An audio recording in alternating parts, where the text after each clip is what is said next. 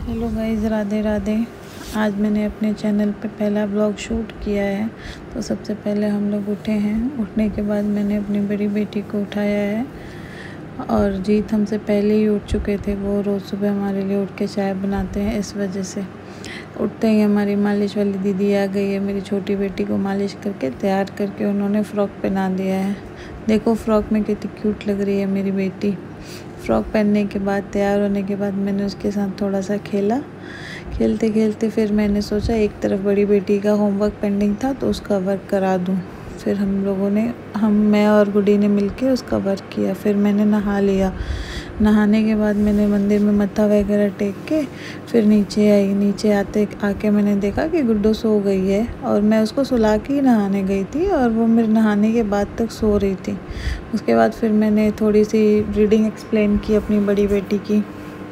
उसका reading book भी, novel जो उसको स्कूल से मिला था पढ़ने के लिए, वो भी आधा बचा हुआ था, तो हम दोनों मिलके वो कंटिन्यू कर रहे थे। उसके बाद मैं अपनी बड़ी बेटी को लेके डांस क्लास चली गई थी। वहाँ का वीडियो मैंने शूट नहीं किया। डांस क्लास के बाद उसका बर्थडे आ रहा है ना, तो उसको बहुत सारी चीज़ें चाहिए थी और स्कूल भी रीओपन होने वाला है। तो उसने बोला मम्मा मुझे स्टेशनरी शॉप लेके चलो। मैंने बोला ओके बेटा। उसके बाद हम लोग सीधे स्टेशनरी शॉप चले गए। और भाई ये क्या तो स्टेशनरी शॉप था। यहाँ पे बहुत सारी चीज़ें, बहुत सारी वैरायटी थी। और वहाँ पे हमें एक फ़ीचर नया दिखा कि फादर्स डे आ रहा है तो हम पापा के लिए कार्ड वगैरह डिज़ाइन कर सकते हैं ऐसा, और ये तुरंत 5 मिनट्स में कार्ड प्रिंट करके दे भी देते हैं। तो उसमें गुड्डी ने अपने मनपसंद का थीम चूज़ किया, अपने थॉट्स लिखे। वहाँ पे जो स्टाफ थी ना, वो हमको गाइड कर रही थी कि उसमें क्या लिखना है, कैसे करना है। वो करके हम लोग फिर घर आ गए। घर आके हम लोग गुड्डो को छूने से पहले ना, जब हम कहीं से भी बाहर से आते हैं तो हम लोग सबसे पहले चेंज करते हैं।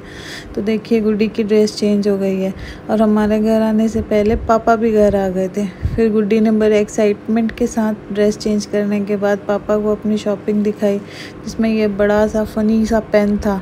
ये पेन तो मुझे देख के पता ही नहीं क्या लग रहा था। मतलब इतना बड़ा पेन कोई पकड़ के लिखेगा कैसे, मैं तो ये सोच रही थी। इतना बड़ा सा पेन के बाद हमने ये स्केल लिया। ये स्केल देखिए आप, फ्लेक्सिबल है और इससे बहुत ज़ोर की लग रही थी ना चोटे छोटे वर्ड मैंने अपने भांजे से सीखा है उसके बाद इस स्केल में हमको ये टाइम टेबल जैसा एक पेपर मिला था, वो भी गुड्डी अपने पापा को दिखा रही थी। वो शॉपिंग दिखाने के बाद हमने फिर डिनर किया। डिनर करके चेंज करके बच्चों को रेडी करके हम सो गए।